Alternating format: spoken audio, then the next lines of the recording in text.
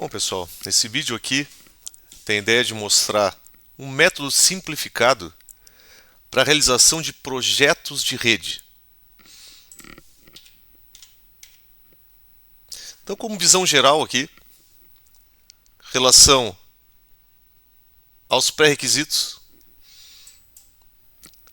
o ambiente onde será o objeto de estudo, do projeto de rede, a chegada da rede externa. Então, estou tratando aqui normalmente de um prédio, de uma área de dentro da empresa, ou até mesmo uma sala, Como é que chega a rede que vem de fora? Outros serviços que são agregados ao projeto de rede físico. Então, tem outras coisas relacionadas. A localização de racks e pontos lógicos, então dicas de como tratar isso. Passagem de cabos, o que deve ser levado em consideração. A estimativa de material, como é que se faz um cálculo. E aqui é uma estimativa, obviamente. Os serviços que vão usar essa estrutura de rede. Os ativos de rede, algumas dicas em relação ao que considerar na aquisição e na manutenção, principalmente na administração desses ativos, e as considerações finais. Então, uma visão geral aqui do que é um projeto de rede, Então, um processo sistemático para conceber, planejar, implementar e gerenciar uma infraestrutura de rede, que aí conecta computadores, dispositivos, sistemas em uma organização. Então, de forma bem genérica, um conceito bem aberto, isso é um projeto de rede. Mas o objetivo é qual? A partir das necessidades, dos pré-requisitos, criar uma rede eficiente, segura e escalável, adaptável, que consiga crescer junto com as necessidades dos clientes. E principalmente que atenda às necessidades específicas do cliente. E esse cliente aqui pode ser um cliente interno, não precisa ser um cliente externo. Quem trabalha, por exemplo, numa empresa vai estar prestando serviço aqui, normalmente, para algum setor de dentro da própria empresa. Então eu estou tratando o cliente de forma mais geral aqui. Muito bem. Então o que são os pré-requisitos, Primeiro, a viabilidade técnica. Então, como é que se faz a viabilidade técnica? Em que casos vai acontecer isso? Bom, a necessidade do cliente ela tem que ser avaliada a partir se existe ou não viabilidade. Então, por exemplo, daqui a pouco vai se usar uma rede cabeada onde um prédio não pode ser modificado sua estrutura. Por ser um prédio antigo, por ser um prédio tombado, inventariado, não se pode fazer um furo numa parede. Então não há viabilidade para fazer um tipo de serviço como esse. Ou é um ambiente hostil, um ambiente longe da área urbana, e o cliente necessita, por exemplo, de um link super rápido de internet. Vai ser muito difícil de se ter isso, Então isso pode se tornar inviável. Então é sempre importante não só analisar plantas, não analisar plantas baixas, croquis, mas fazer estudos e análise em campo. Em caso de rede sem fio, é muito comum fazer um site survey, mas rede cabeada também. Por quê? Porque a estrutura do prédio, a constituição dos materiais das paredes, a altura do teto, se existe possibilidade de passar cabeamento por baixo do piso, por cima, certo? Isso é importante, isso é fundamental. Então, quais as reais necessidades? Requisitos exigidos. Então, tem uma parte da premissa do que o cliente quer, por necessidade de algum sistema que vai ser usado, de algum dispositivo, de um serviço.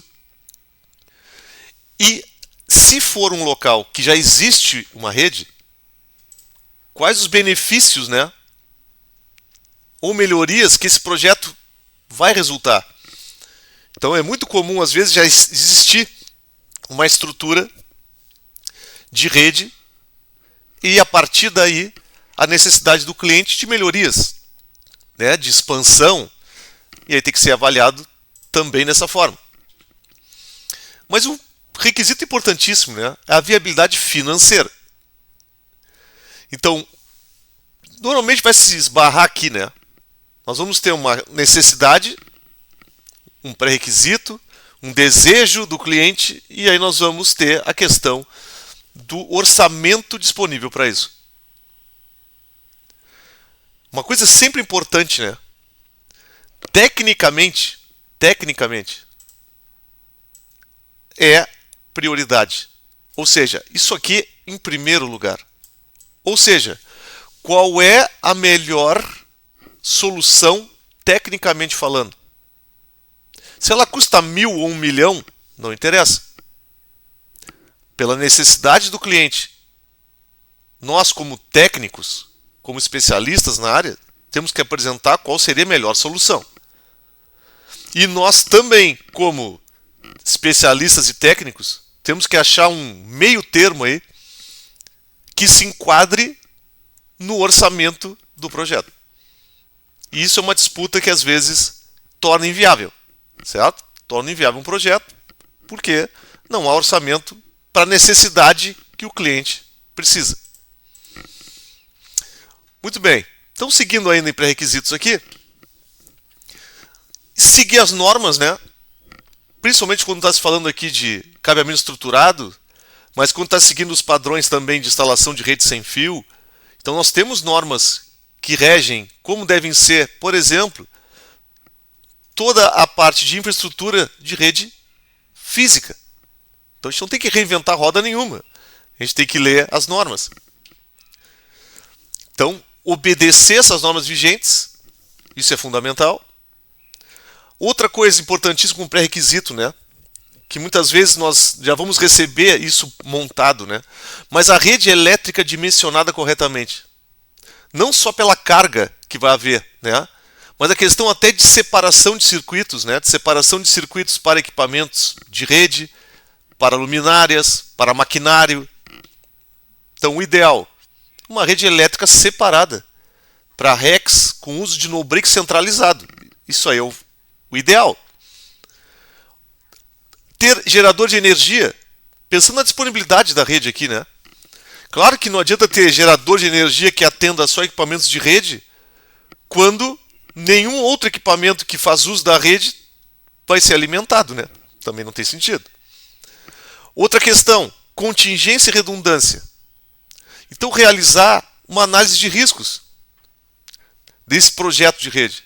Então, onde são os problemas que podem vir a acontecer? E o que pode ser realizado, o que pode ser feito?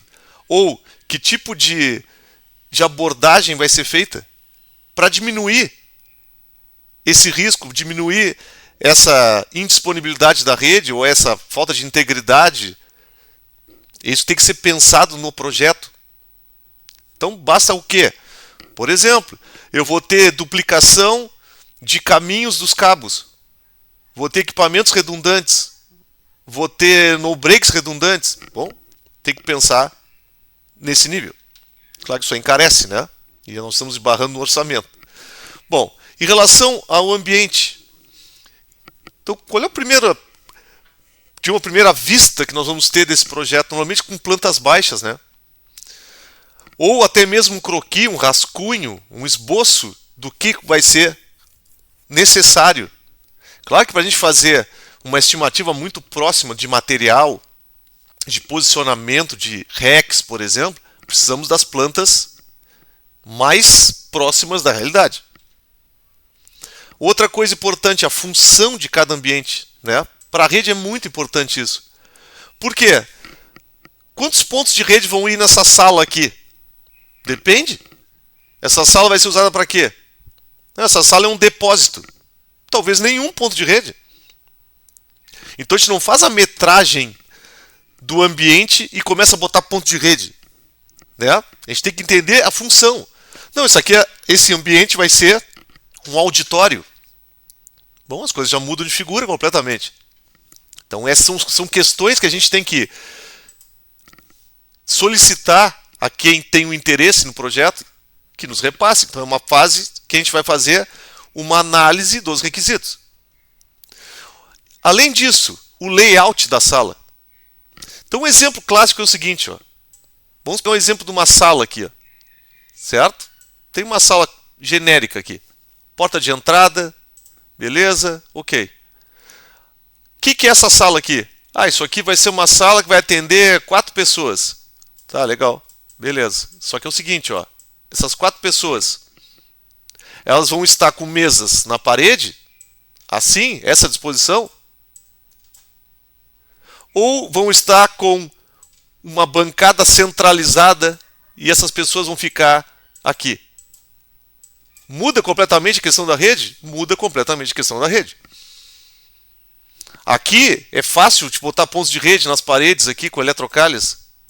E aqui nesse caso, talvez tenha que ter um posteamento aqui vindo de cima, talvez tenha que vir por baixo. Muda completamente. Então tem que se atentar a isso, certo? Não é quantidade de pontos, é aonde eles estão. Área técnica. Então, quando a gente está tratando de um prédio, o que é importante a gente visualizar? Onde é a parte do núcleo dessa rede, certo? Falando do núcleo de forma genérica aqui, mas onde é que é a parte central da rede? Onde é que a gente poderia botar os equipamentos que são a chegada da rede no prédio, onde tem os principais equipamentos? Porque o resto vai ser distribuição e acesso, certo? Mas seria a parte principal da rede. Isso normalmente em prédios mais antigos tinha, né, uma área técnica para a central telefônica. O que acontece hoje em dia se não tem isso? Vai se alocar numa área que não é propícia para equipamentos. Então, normalmente é um depósito de limpeza, ou ele fica atrás de algum lugar úmido, com ruído, com pó. Então tem que pensar nisso, né? Se a gente tem condições de ter acesso à planta na construção, a gente pode orientar dessa forma. Então outra questão que vem, né? Legal, tem uma sala aqui. Tem climatização nessa sala? Ou a gente vai botar um rack aqui com 20 fontes de câmeras, 3 ou 4 suítes dentro, que não tem nem sequer ventilação na sala, não tem uma exaustão, não tem nada, não sai nada, o ar fica ali girando ali dentro. Tu vai chegar com temperaturas altíssimas nos equipamentos, provavelmente tu vai ter problemas. Outra, esse local possibilita o uso de um rack de chão. Por quê? Porque ele é mais fácil de manipular, tu tem um espaço maior para questão de expansão, mas ele possibilita fazer isso. Daqui a pouco tem salas, e eu já passei por isso, que tu bota um rack de chão, tu não abre a porta. Certo? Então, a tal sala dos servidores, né, ou data center, não chega a ser isso num projeto de rede mais simples, né? Isso aqui estou imaginando aqui um projeto de um prédio, por exemplo, mas tem a chegada dos equipamentos principais.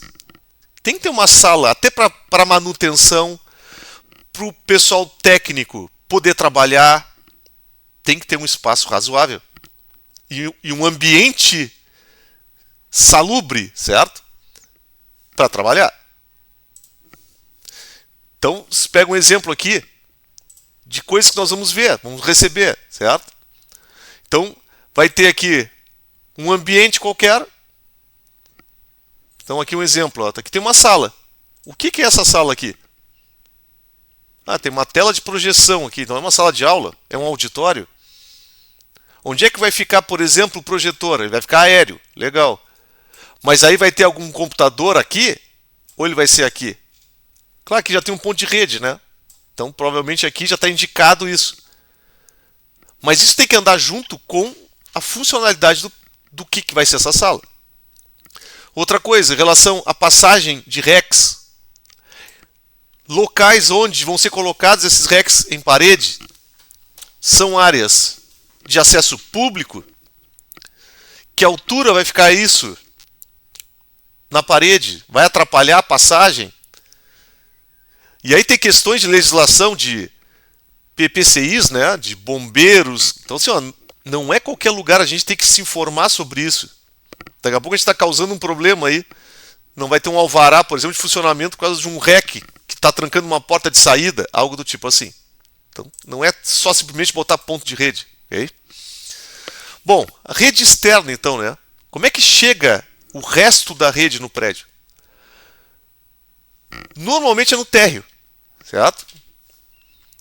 Aí verificar as condições de acesso existentes. Então, por exemplo, tu vai pegar um prédio no térreo, vai ter um saguão, vai ter a recepção, vai ter a portaria. Tem que ter uma área, digamos, propícia para colocação de um rack, para a chegada da rede externa, para poder ter acesso para manutenção. Tem que ter. Aí tu chega em questões, por exemplo, de prédios antigos, que não tem essas esperas, né? Não tem um acesso facilitado para passar conexões de rede. Tem para telefonia, tem para rede elétrica, mas não tem para cabeamento, né? Para passagem de fibra. Então tu acaba adaptando isso, né? E aí, se o local necessitar de fibra ótica como uplink, então deve ser considerado outras coisas. Aqui não é um provedor, certo? Aqui eu estou falando de uma única empresa, vamos dizer. Eu quero colocar rede num prédio que é da minha administração. Então tem que envolver custos de passagem de instalação de fibra ótica, além de conversores nesse projeto. Agora, se é um provedor de internet, esse custo não é nosso, né? Nosso custo vai ser de serviço, talvez tenha um custo de instalação, mas não precisa se preocupar com isso na lista de materiais, por exemplo. Então, fibras monomodo, o DIO, caixa de emenda, né? Onde vai fazer a entrada do prédio, então tem que fazer todo esse caminho, a conectorização, né? A fusão, então essas coisas têm que estar envolvidas. E os cordões óticos para fazer a finalização a ligar no equipamento ativo de rede. Então isso tem que estar nessa lista de materiais, né? Bom, o que tem além disso, né? Então outros serviços, quando está se olhando um projeto, tem que ser considerados. Uso de câmeras de vigilância, de impressoras, de telefonia IP, de rede sem fio, de sensores, né, de internet das coisas, e equipamentos outros, Smart TV, de videoconferência, TV Box. Por quê? Porque esses caras aqui ou vão usar pontos de rede lógica e também rede elétrica, e em alguns casos vão usar rede sem fio. Mas rede elétrica também vai ter. Então a gente não pode esquecer dessa associação, né, dos pontos de rede lógica também com a questão da alimentação. Então, a considerar pontos de rede lógica, mas também o seguinte, cobertura do sinal da rede sem fios. Por que isso aqui? Na medida que a gente coloca sensores, por exemplo, a gente coloca equipamentos, sei lá, como Smart TVs, e considera que isso aqui vai ser um painel que vai estar dando informações, vão ficar perto dos elevadores ou coisas desse tipo, tem que prever a cobertura do sinal de rede sem fio para esses equipamentos aí. Não só para dentro de salas, mas também para corredores. Então isso tem que ser levado em consideração. Legal. Então, onde ficam as localizações de racks e pontos lógicos? Depende, né, da função do ambiente. Depende do layout. Tem que haver suporte no ambiente para as tomadas de rede, né? Então, podes usar as tomadas de rede e as passagens em paredes, ou pelo chão, ou por cima, descendo um posteamento, descendo um postezinho de cima do gesso. Os cabos podem passar por cima do gesso e descer nas paredes, eles podem passar pela parede, eles podem passar por dentro da parede, depende qual é a situação necessária. O posicionamento dos racks, cuidados tem que ter no local de fixação a altura, para não haver uma altura que vá poder causar algum acidente, ou causar dificuldade de acesso a extintores, por exemplo. Usar concentração de pontos de rede de forma que se faça um consumo menor de cabos, que se tenha menos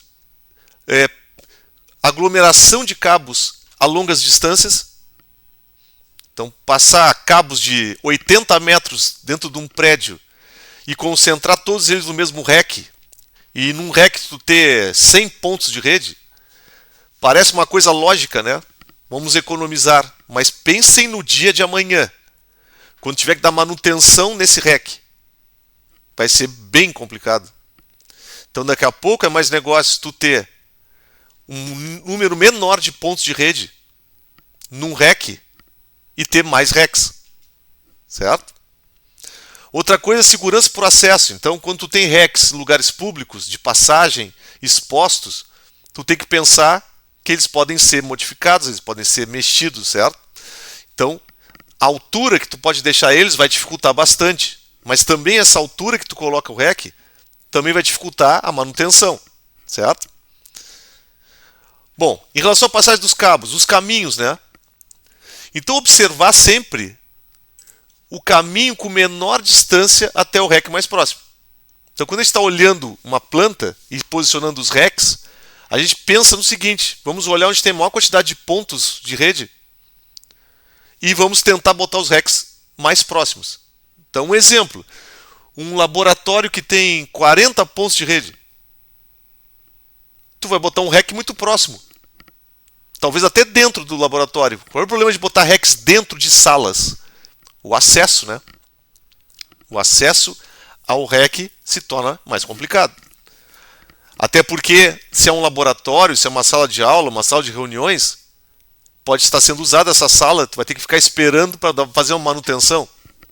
Muito melhor botar num corredor ou numa área que tenha acesso sem necessidade de incomodar as pessoas, vamos dizer. Evitar curvas acentuadas e transposições de paredes, né? Então, fazer passagem entre paredes, embutir cabos, isso aí tudo vai dar problema. Então, aqui que a gente estava comentando agora, né? Evitar caminhos onde a manutenção será dificultada no futuro. Ah, vou passar um eletroduto por dentro do banheiro. Bom, legal, né? Mas espera um pouquinho. E para dar manutenção nesse negócio depois? Fora umidade, né? Então, exemplos. Forro estreito entre gesso e laje. Uma dificuldade de passar cabo. Mas mais difícil ainda é tu ter que passar mais um cabo depois, ou mais dois.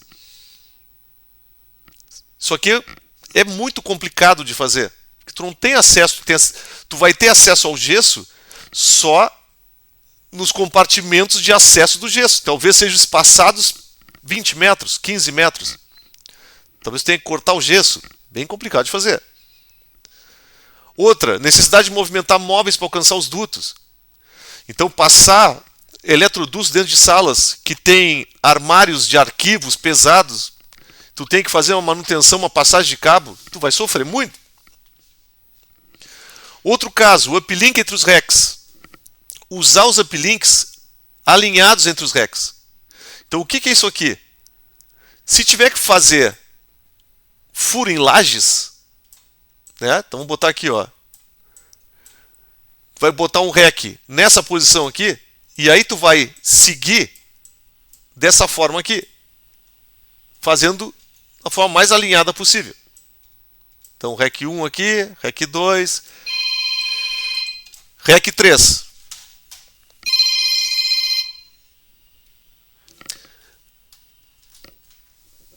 Ok? Então isso aqui é uma dica de como fazer.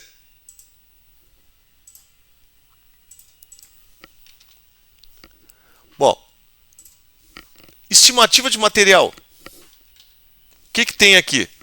Então assim, ó, eu gosto de começar pela estimativa de material para a gente ter uma noção de quanto vai ser consumido. Eu gosto de começar pelos racks, certo?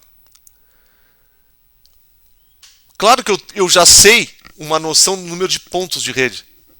Eu já sei onde eles vão estar posicionados, eu olhei a planta para isso.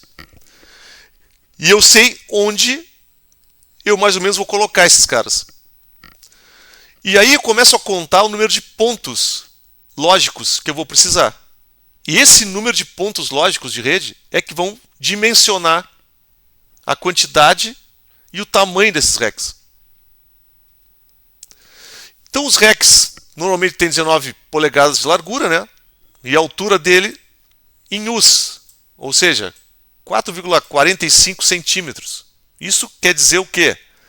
Largura, 19 polegadas, e cada 1U, tu comporta aqui, nesse 1U, um switch, um patch panel, um organizador de cabos. Em caso de rack de servidores, tu pode botar um servidor, ok? Então tu tem racks que são fixados em parede e racks que são colocados no chão. Outra coisa que é importante aqui se atentar é a profundidade dos equipamentos que vão ser colocados aqui. Por mais que seja definido a largura dos racks, a profundidade aqui, ó, a profundidade aqui, de quanto tu consegue colocar nesse rack, certo? Então seria o que eu consigo botar aqui de profundidade. Isso não é padrão. Então pode ser o quê? Que eu coloque um switch, ele tem 1U, beleza, tem 19 polegadas, tudo certo. Mas quando eu coloco ele no rack aqui, ele excede a profundidade desse rack. Certo? Então ele vai sobrar aqui. Ó, ele vai vir aqui e vai passar o quanto eu consigo botar nesse rack. Então, uma coisa a se atentar aí, certo? Outra coisa, considerar a ocupação do rack com injetores PoE de câmeras IP e APs. O que é isso aqui? São as fontes. Esses caras aqui como se fossem fontes de alimentação. Então eu tenho 20 APs. Eles são alimentados por PoE. Legal. Onde esse AP está lá próximo do usuário, ele só chega um cabo de rede. Agora no rack, tu vais ter, além do ponto de rede, tu vais ter um injetor. E esse cara aqui vai ligar no switch. E esse cara aqui vai ligado na energia elétrica. Então, imaginem só, vocês vão ter 20 fontes desses caras aqui dentro de um rack. O mesmo vale para câmeras. Mesma coisa. Tu vai ter uma câmera aqui.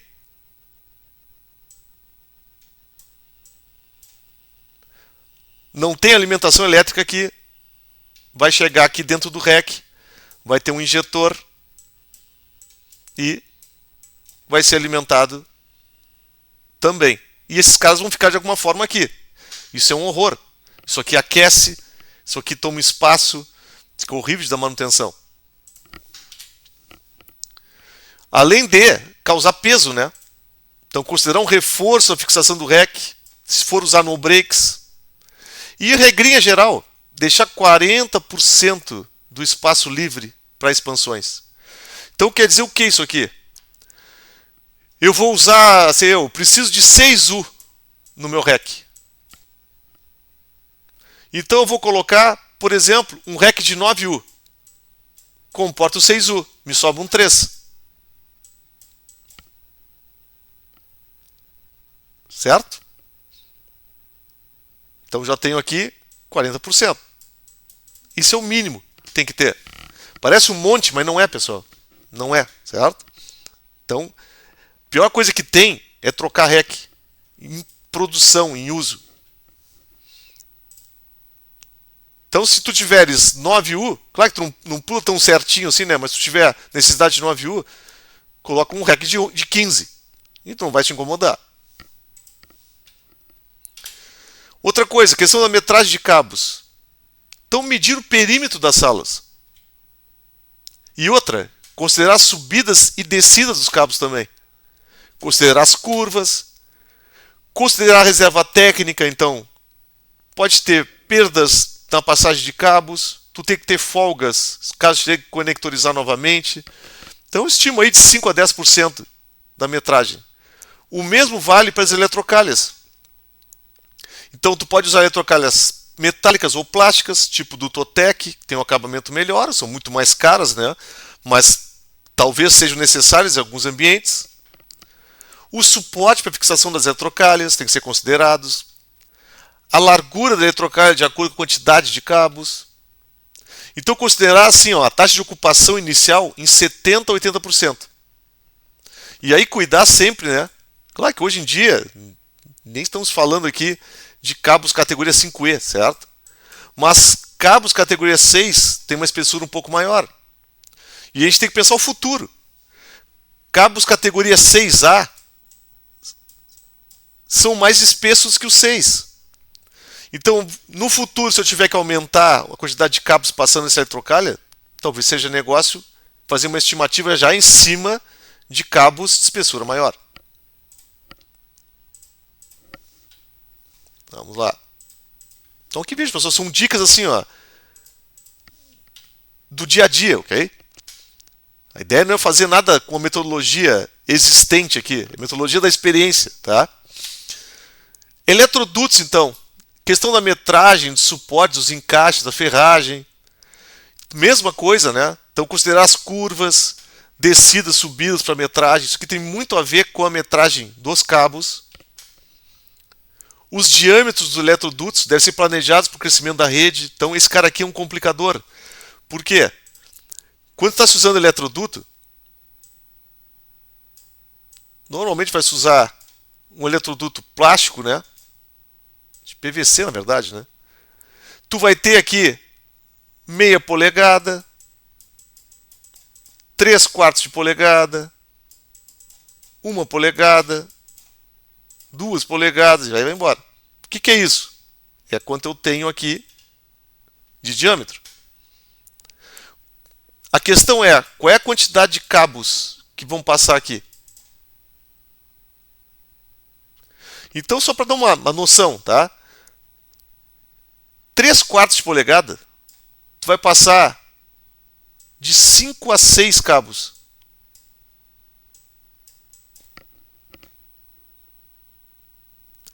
Categoria 5E. Talvez tu passe 4 cabos, categoria 6. Detalhe, quando tu fizer isso, normalmente tu vai passar esses cabos todos de uma vez só, que é muito mais fácil. Agora pensem que no futuro tu tem que passar mais um cabo. Isso aqui já está praticamente fechado. Isso é um grande problema. Então, mesma coisa, faça uma estimativa para cima. Use então eletroduto de 1 polegada na dúvida, ou até maior, dependendo. Ok? Essa é a dica que eu dou para vocês. Então, deixar essa folga, porque o problema não é passar inicialmente, o problema é depois. Então, esses eletrodutos são vendidos com varas de 3 metros. E além disso, tem que ter luvas, joelhos, suportes que devem ser considerados. Em relação às tomadas, né, os conectores fêmeas, é diretamente proporcional ao número de pontos.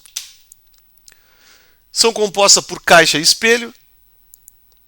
Então esse conector fêmea, né, que é o modular ou keystone, deve possuir o tamanho compatível com o encaixe do espelho. Então se atentem a isso aqui. Às vezes tu compra o conector fêmea mesmo e ele não encaixa nas tomadas. E esse cara aqui tem um desgaste muito grande, né? Por quê? Porque eles ficam, na verdade, muito próximo do usuário. Então é conecta, reconecta, conecta, reconecta, tu vai começar a ter problemas. Desencaixa a tomada, tu tem que ir lá e refazer. E aí que tu começa a dar valor a tu ter folga no cabo. Porque na medida que tu for refazendo o cabo, tu vai cortando os pedaços dele. E se tu cortar que tu não consiga mais fazer a tomada, vai ter que passar esse cabo de novo. Então, nesse caso, não economizem na qualidade da tomada. Nem do conector. Isso aí vai ser certamente um problema. Em relação a PET cords, né? Aí tem duas categorias aqui. Os PET cords são os cabos de rede que vão ser conectados do PET panel para o switch e das tomadas fêmeas para os equipamentos. Então, na verdade, cada tomada Cada tomada de rede contabiliza 2 patch cord. Por quê? Um é uma tomada que vai ligar, por exemplo, um PC. E lá no REC, tu tem o patch panel aqui e tu tem o teu switch aqui. Tu vai ter essa ligação aqui também. Então aqui é um patch cord e aqui também. Tenho 50 pontos de rede, tu vai ter 100 patch cords.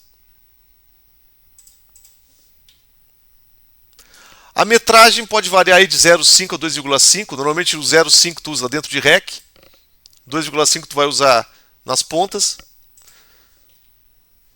Optar por patch cords prontos certificados. Mas eu posso fazer os cabos.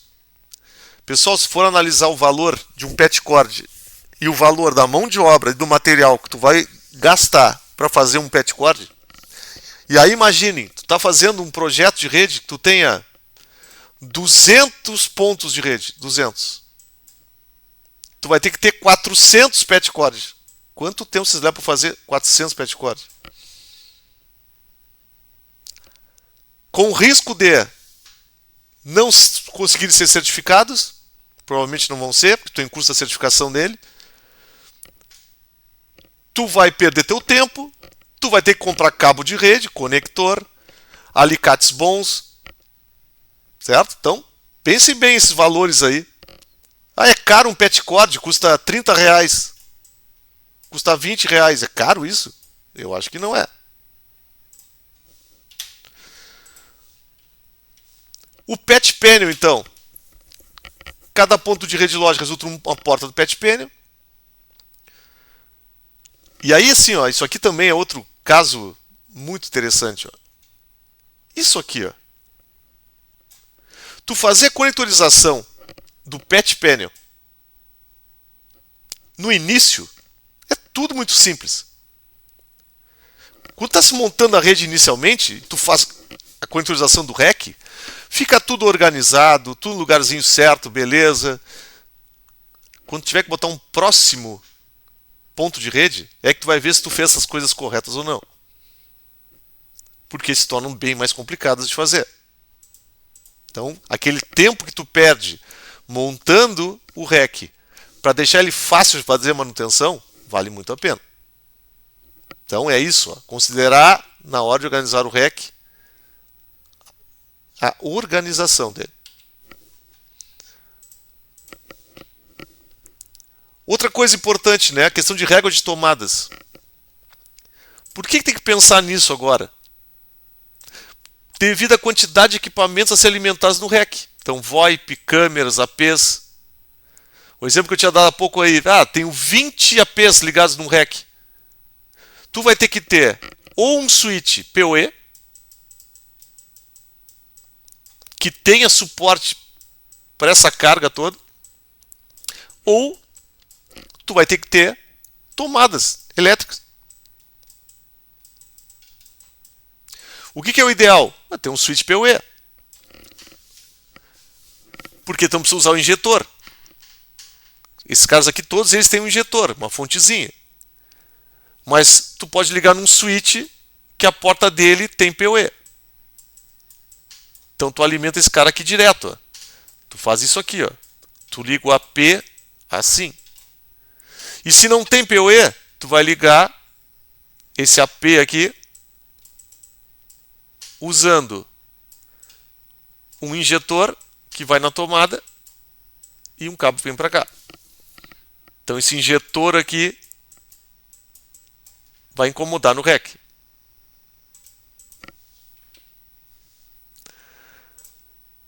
Então, pensar nisso, certo? Faltou tomada dentro do REC. Parei, vou botar um filtro de linha. Não. Mais uma porcaria que vai ficar enroscando nos cabos. Não faz isso. Então, sempre pensar no futuro, certo? Às vezes tem tomadas que dão problema também. De mau contato, etc. Mas eu tenho outra que eu posso usar. Depois eu troco. Ok? Mas naquele momento ele já resolve, né? Outra coisa que tem que levar em consideração é que as tomadas ocupam um U também. Então quando a gente está fazendo o tamanho do REC, Tem que pensar nisso. Patch panel ocupa 1U, organizador de cabo 1U. Então, não é tanto assim quando tu olha um REC, né? Organizador de cabos. Então, ajudam na manutenção dos RECs, deixar os cabos organizados. Esse é o nome do negócio, organizador de cabo. Então, tu consegue passar os cabos dentro de trilhos, vamos chamar assim, e encaixar de forma padronizada nos switches e no patch panel. Então, é algo importante dispensar em usar. Também ocupam 1U.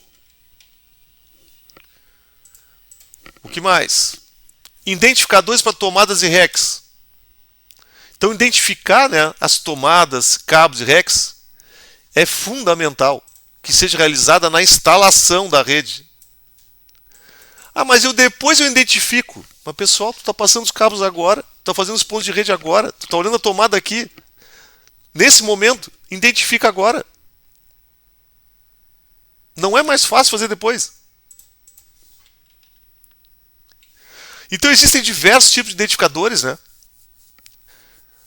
Tem os mais baratos, por exemplo, essas etiquetadoras da Brother, né? As PT30 são bem simplesinhas, baratos. As fitas são baratas também.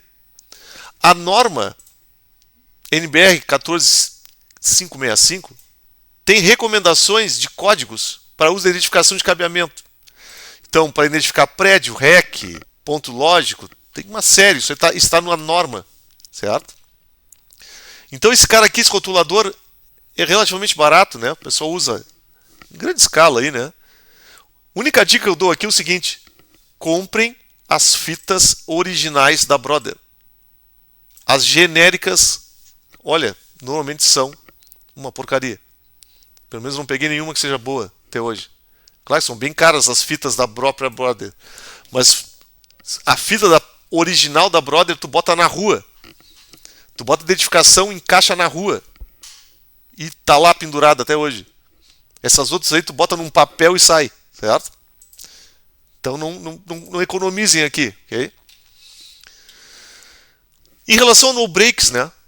Para RECs, então dimensionar de acordo com a carga. É pouca carga que tem no REC? Depende. Carga, eu estou dizendo aqui, carga elétrica, ok? É pouco que tem? Depende. Se tiver um monte de injetores, não é tão pouco assim. Mas tu consegue melhorar muito a disponibilidade da rede usando no breaks. Se tu não tem uma rede elétrica preparada para isso, tu pode botar no breaks pequenos nos RECs. Só tem que prever isso, né? Por que se faz isso? Uma queda de energia rápida causa parada de vários minutos na rede, devido ao tempo de boot dos switches. Pico de energia, desligou o switch. O PC do usuário já voltou e a rede não voltou ainda. Por quê? Porque o switch está dando boot. Tem equipamentos que chegam a 7 minutos.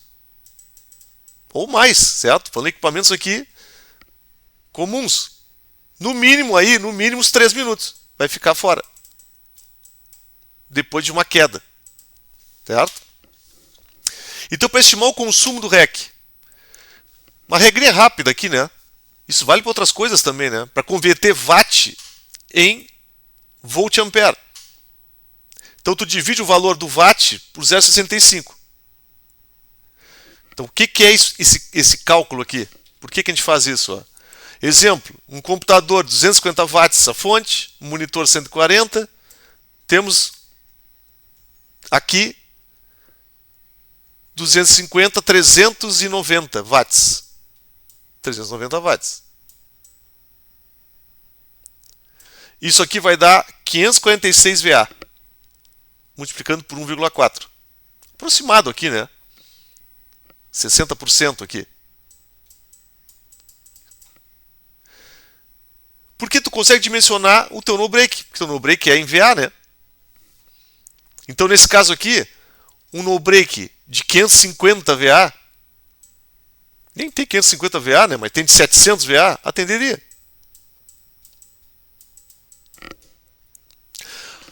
Mas por quanto tempo? Aí depende da autonomia das baterias. Com as baterias que vêm com esses equipamentos aqui, provavelmente vai dar 1 hora, algo do tipo. Que é mais que suficiente, né? para um caso desse de pico, né? De falta de energia, não em dias, mas em minutos.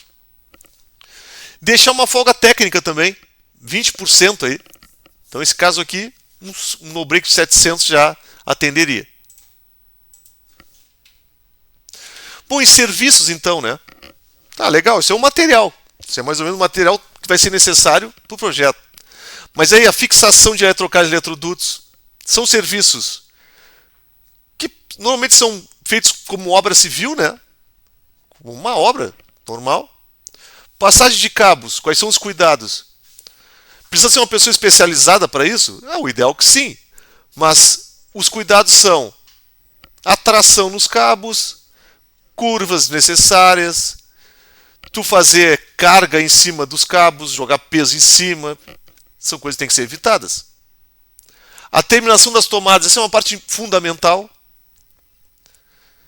Né? Por quê? Porque quando tu vai certificar a tua rede depois, vai dar problema se não fizer da forma correta. Então aqui, qual é a terminação das tomadas? Com tomadas fêmeas. Os conectores macho não vão ser usados. Eles são usados nos patch cords, que a recomendação é usar eles prontos. Instalação dos racks. Então a fixação dos racks, isso aqui parece uma coisa trivial, né? Mas tem que ter muita atenção com isso aqui por causa do peso. E o material da parede, se for colocado em parede.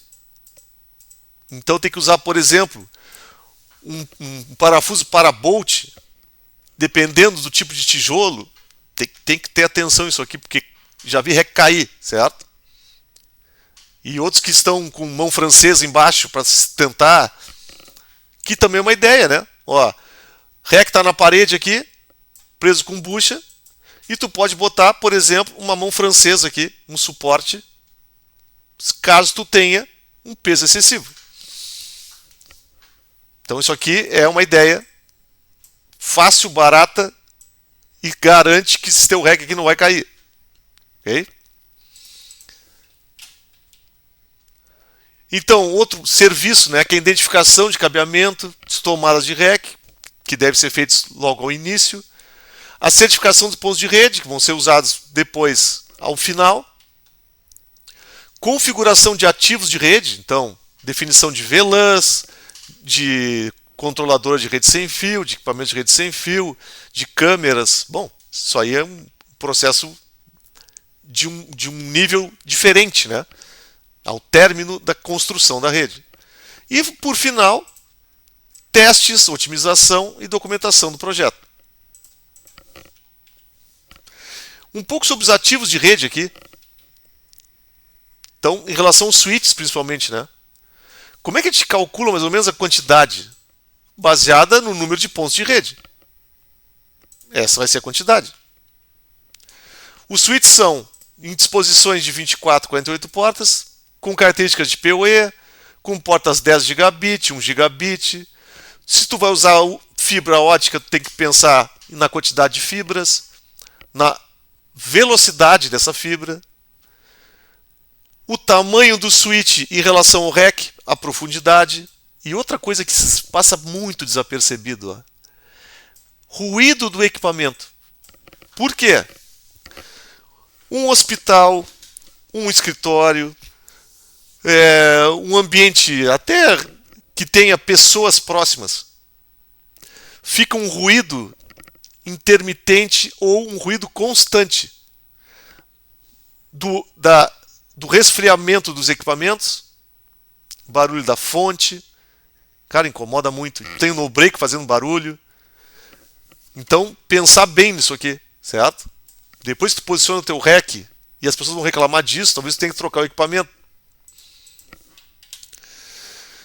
Outra em relação a APs, né?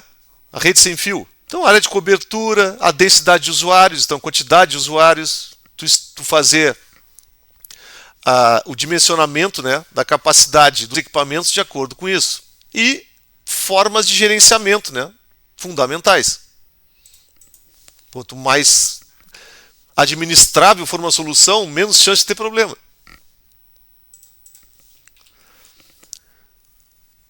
Aí, sobre as especificações de equipamentos, né, Então, tu está fazendo agora um projeto, mas tem que prever expansão para os próximos 2 anos, ideal 5 anos. Então, tu está investindo agora numa tecnologia que já está no fim da vida útil. Não é negócio fazer isso.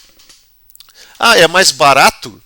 Sim, é mais barato, né? Do ponto de vista de custo. Tu investir num equipamento que já está há 5 anos no mercado, ou 3 ou 4 anos, mas ele vai ser o primeiro a sair também do mercado, né? Então avaliar o seguinte, ó, o custo e a real necessidade. Exemplo, switch com porta 40 gigabit para uso na distribuição dos prédios seria algo desnecessário hoje. E para os próximos 3 anos, acredito que ainda assim seria um exagero. Mas 10 GB? Não. 10 GB já é algo desejável agora.